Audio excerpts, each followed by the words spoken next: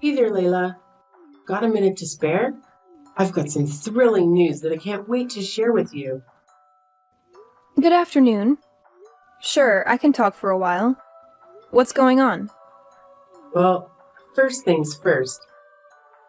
How's Stephen been? My son's been treating you well, I trust? He's a little silly sometimes, but he's got a heart of gold, you know.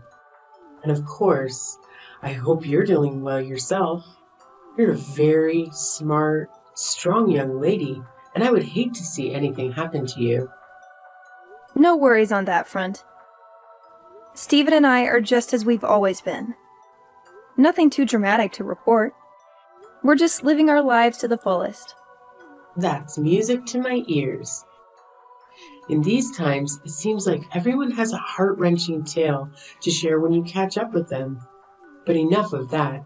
Let's get to the exciting part. Ready for a surprise? What is it?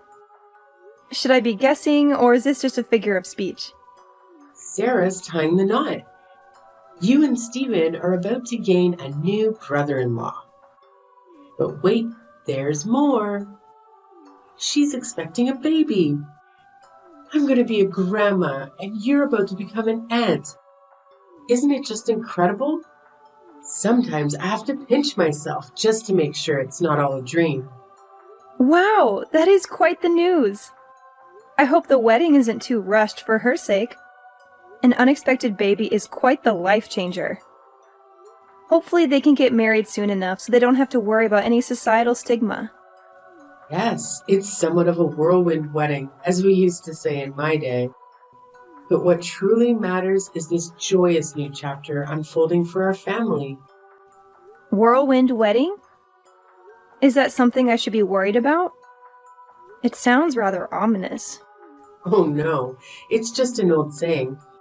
It slipped my mind that you grew up overseas. Let me explain. Back in the day, if a man got a young woman pregnant, her father would show up with a shotgun and ensure they got married right away. Oh, wow. Well, as long as you're excited about this, and so is the groom-to-be. Anyway, that really is fantastic news, and I'm genuinely happy for you and Sarah. Can you believe it? The girl's already 4 months along. They took their time deciding what steps to take next. We need to find her a dress that'll accommodate her growing belly soon, because it certainly isn't getting any smaller. Oh dear.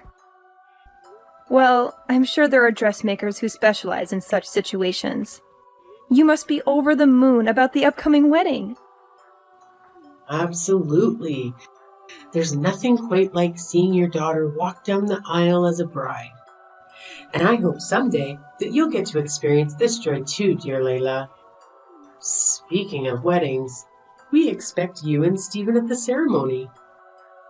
Of course, wouldn't miss it. It's such an overwhelming feeling of joy that brings tears to my eyes. It reminds me of when I first held Stephen in my arms. I can only imagine how that feels. Could you do me a favor and pass on this news to Stephen?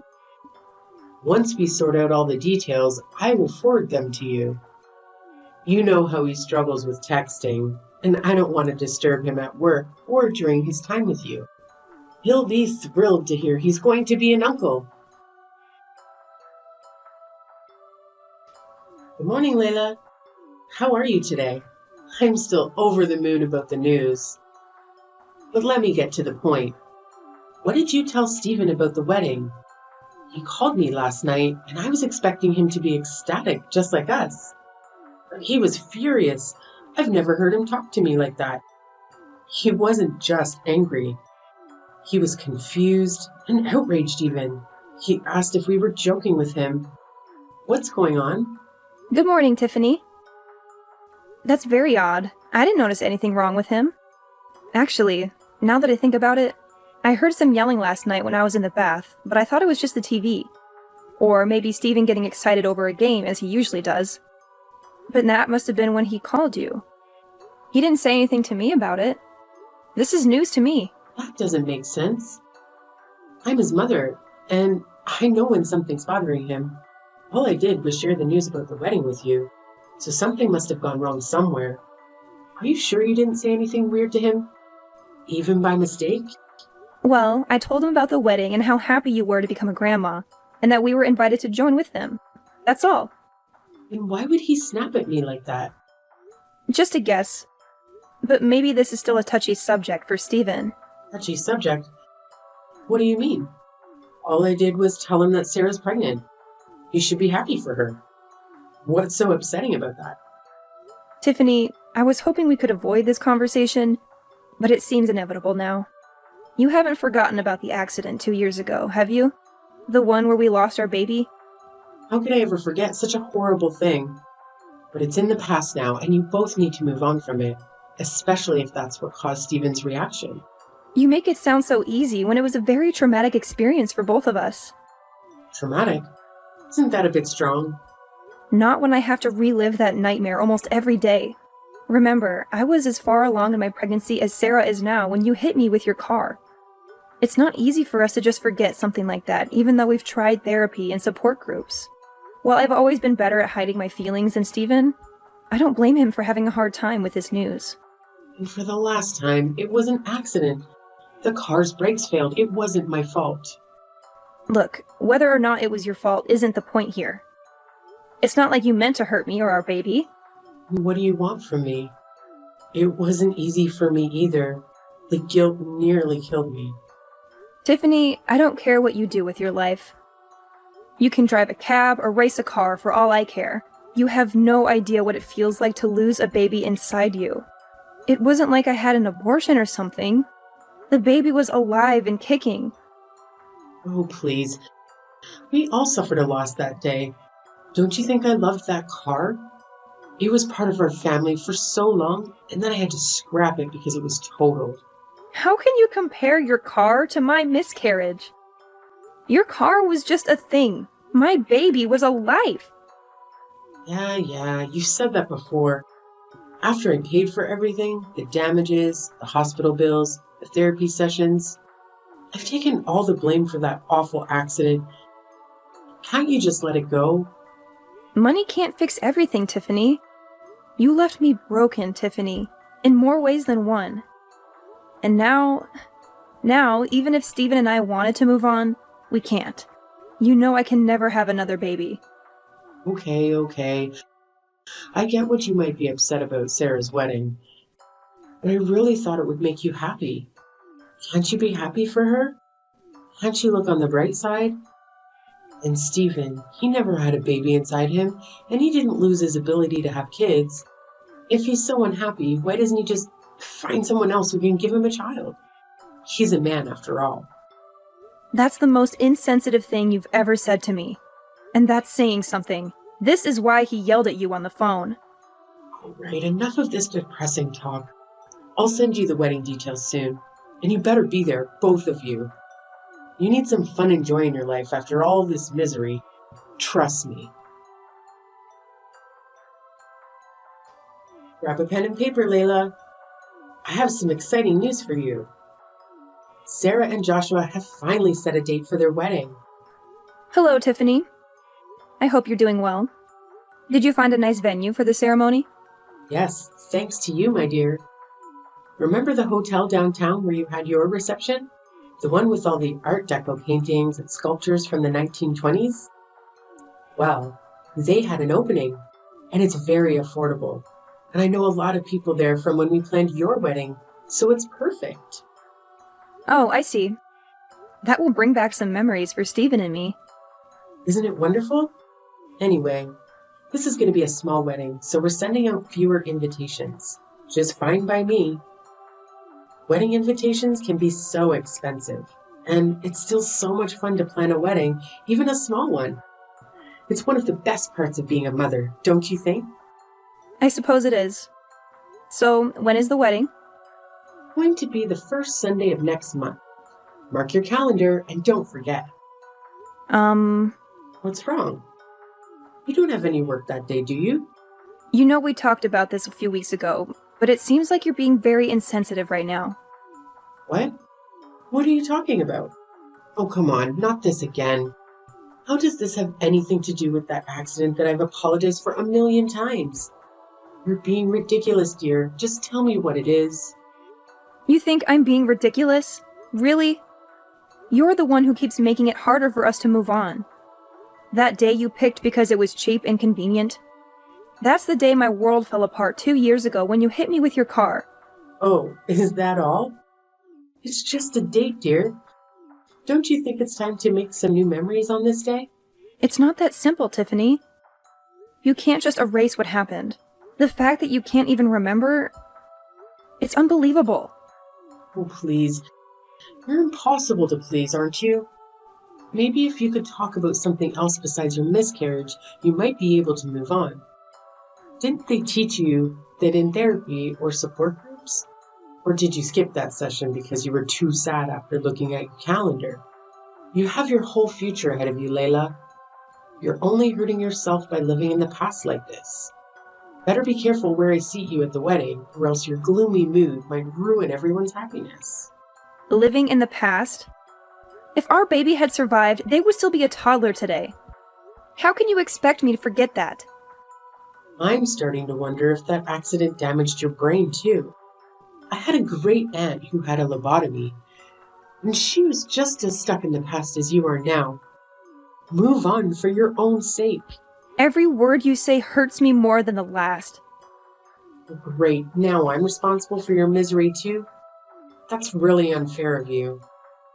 You're the one who's at fault here. Moving on means finding peace. And that's why I've tried not to fight with you. Even when you ignore my pain or insult me, I still try to be civil with you. The last thing Stephen or I need is more conflict over something that was an accident. So there you have it. I'm full of grief and anger, but I choose to treat you kindly, even if I don't feel any warmth towards you. Well, aren't you a saint or something? Probably wanted me to praise you, but all I feel is a headache coming on. Anyway, let's drop this depressing talk or your sadness will rub off on me. I want both of you at the wedding, no matter how you feel about the date. And do me a favor, don't wear a black dress. It's a wedding, not a funeral. Howdy, Layla. I'm not catching you at a bad time, am I? Hi, Tiffany. And no, it's a perfectly fine time to talk as any. What a pleasant surprise. I was worried you might be tied up with work or something. Not exactly. I mean, I'm working from home, but it's not super high priority at stuff at the moment. Oh, good. I'm glad you're free. That's one less thing I have to worry about. Is everything okay? Well, Sarah and Joshua just moved into a house. Perfect to raise the baby in. And of course, it wasn't cheap. That's why I'd really like for them to have a nice wedding gift that's going to help them along the way, you know? Sure, I can understand that. Anyways, what I wanted to ask is if you still had that money set aside from the settlement for you know what. What? Well, I was thinking of putting it to good use, so we have the funds to get them something really nice and memorable. You know? You didn't spend it all, did you? I haven't spent a single dollar of it. Don't worry. I've been saving it for a very special purpose I like to call revenge. Revenge? You better not mean against me, my dear. Is there something else I should be setting my sights on? If so, I'm not seeing them. Do you even know what the word accident means anymore? Or have you completely brainwashed yourself? Besides, no matter how badly you want to hurt me, it's most certainly not going to bring your child back. All you're going to do is reopen those old wounds of yours with that kind of thinking. You say that despite doing everything you can to stop me from being able to heal properly. That's why I need to get back at you. Not to make myself feel good, but to allow Stephen and I as people and as a couple to move on with our lives. As a couple, please don't tell me you've roped my little Stephen into all this too. My daughter-in-law betraying me is one thing, but to think that you've turned my son against me? I didn't turn him against you. You turned yourself against him with your horrible mindset, words, and actions. I'm the wounded one. But you've hurt him badly, too. That man has been grieving with the worst kind of pain and loss imaginable. And you act like he should just grow some thicker skin about it. I don't want to hear how you feel as a mother when you took away my chance to be a mother of my own and his chance to be a father. So, I've paid the settlement. I paid your bills. I've begged time and time again for your forgiveness. How is this not over yet? I've been able to move on from things just fine somehow, while you two seem to relish being emotional black holes. You haven't moved on because you never cared to begin with. You were more upset about your car than you were about the baby, after all. I want you to look deep inside yourself at whatever shriveled up excuse of a heart you have inside your chest, if any, and really think for a second. Do you honestly believe that to me, as the years would be enough time to erase the pain caused by losing a child? Whatever happened to the old saying, time heals all wounds? I figured you would pull out something weak like that. You've already made up your mind, haven't you? As long as you've paid us off, your hands were free of any blood. That's what you think, isn't it? Well, newsflash, Lady Macbeth. You might as well just wiped your hands with a fat stack of cash and tried to hand it off to us. So no, I don't want to wipe my tears with your blood money. And I didn't even want to use it at all, unless it was to get revenge on you. Why do you insist on going on and on about revenge? Enough posturing. If you want to run me over yourself to set things straight, then just do it already. Don't worry. I've got bigger plans than just making you live through my pain. Besides, I don't want to pay your hospital bills. And I need you to be able to walk away in shame when this is all over. All right, then spill it. What's your big plan, mastermind? No can do. I've been planning this for quite some time, and I need you to be surprised when it happens. For now, feel free to go about your life knowing that soon everything I want will come to pass. Good evening, Tiffany. What a lovely wedding, don't you think? Sarah looked stunning, and you looked so proud and happy. I could see your smile from across the room. Layla, thank you for coming to the wedding with Stephen.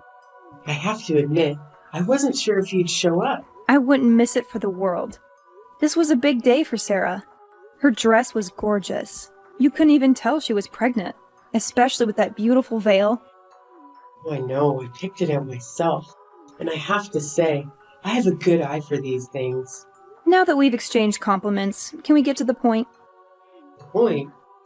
I'm not here to chat about the wedding. There's only one reason why I'm here.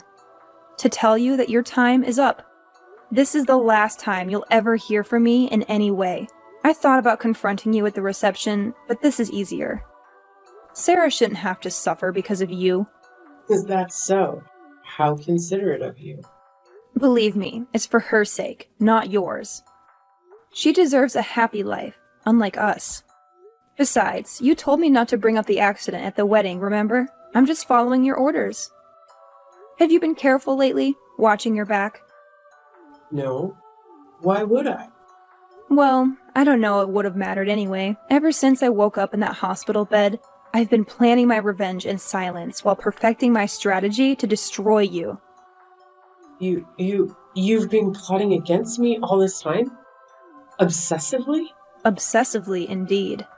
Right after I got admitted to the hospital, I asked Stephen to hire a private investigator for us. What? Why would you need a detective? Wait and see. The important thing is that with the money you gave us, we were able to hire the best one in the business. He worked non-stop until a few days ago, and his 2 years of hard work paid off. Right now, I'm holding a report with his findings. Well then, what dirt did he dig up on me? Just a detailed analysis of your daily activities over the past 2 years, Tiffany. Nothing too surprising for you. My daily activities? What?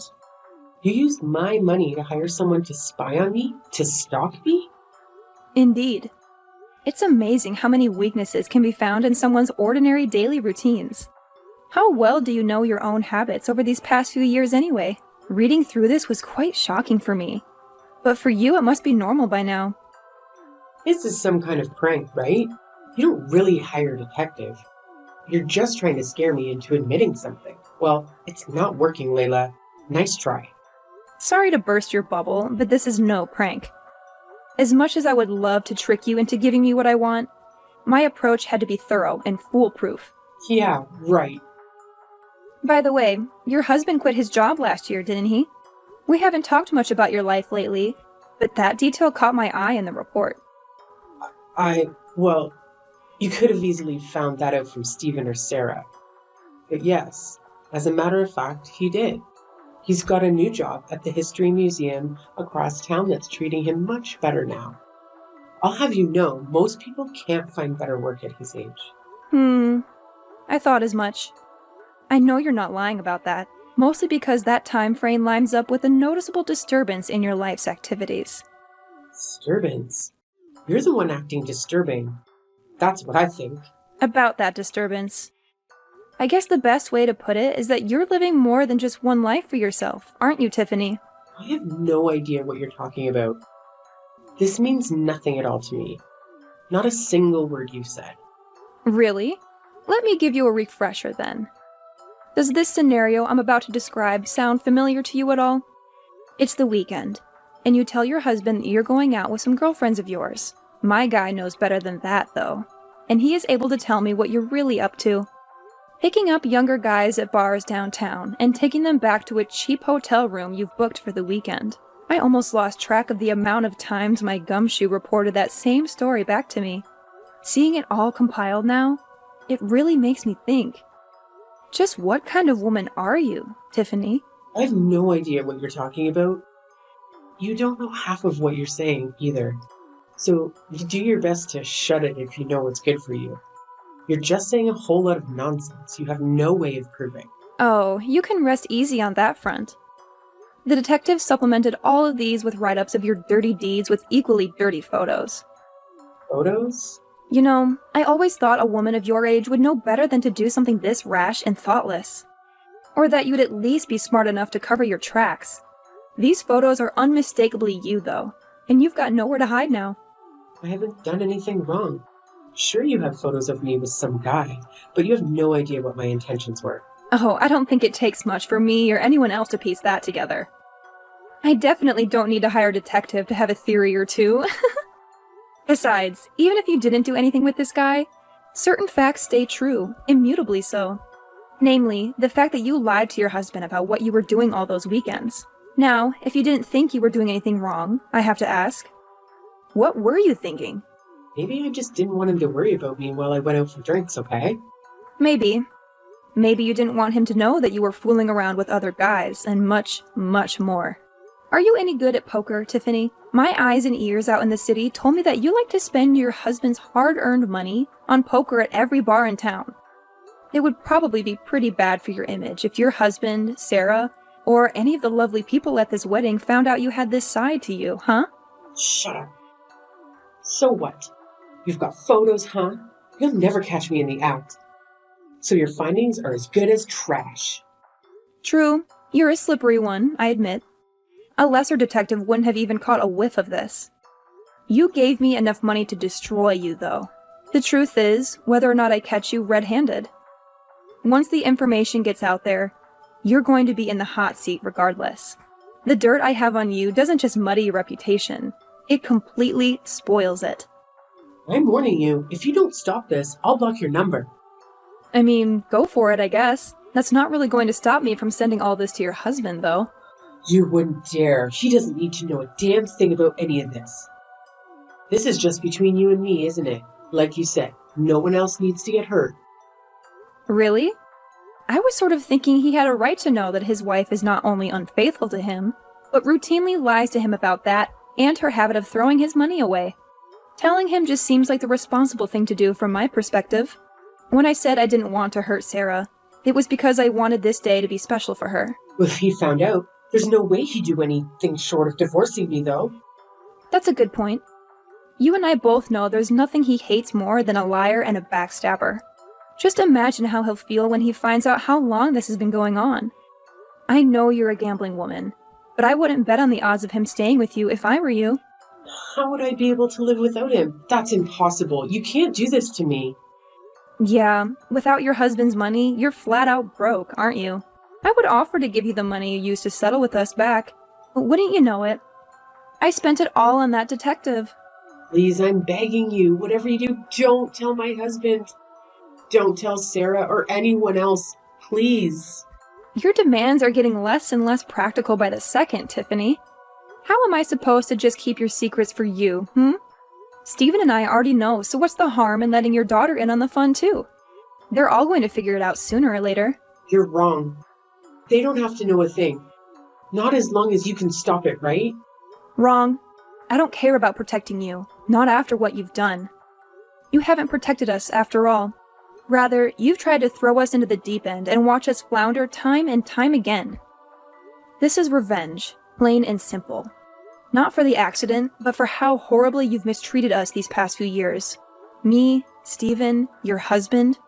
Speaking of which, it really does seem like fate that it would all unravel on this day. Unlike you, your husband is well aware of the importance of this day, seeing as he calls us regularly to check in and support us emotionally. He's coming by today to observe the life of the baby we never had as a family. You wouldn't know much about grief, though, unless it was about your car, I guess. He's coming to you? Yeah? Do you have a problem with that? It's already so late in the evening, you know. And besides, if he's going somewhere, I thought he would tell me about it. Right. Because you're always so truthful with him about what you get up to when the sun goes down. Well, why not hitch a ride with him in that case? Maybe he'll even let you get behind the wheel. It might be a tough sell for him, though, because he remembers everything about what you did on that horrible, tragic day. If you do, you won't tell him, right? You wouldn't do something like that if I came, right? He just told me he's getting ready to come, so he'd better make up your mind quickly. All right, I'm coming, I swear. Please, whatever you do, just don't tell him. I'm begging you. Tiffany made it to the house that evening, but her husband took the wheel without offering to let her drive at all. In fact, when Stephen's father arrived at the house, he did as he always did on this day and prayed silently with us. Not that she knew anything about it, but the grief had struck her husband just as intensely as it had us. He came to us right after the accident, and he's been coming over ever since, partly to help us, but also to settle his own sorrow. I think my father-in-law knew of his wife's heartlessness when it came to the tragedy, and so he held on to twice as much pain and guilt in return for being as excited as we were to being parents. He was thrilled to become a grandfather, and he'd put so much thought into how best to support us in raising the child. And so, my aspiration of revenge, though rooted in my desire to see Tiffany crumble, came to fruition in getting justice for my father-in-law. He deserved better than Tiffany's lies. When he learned the truth, he said nothing. He drove home with her in silence and divorced her the next day.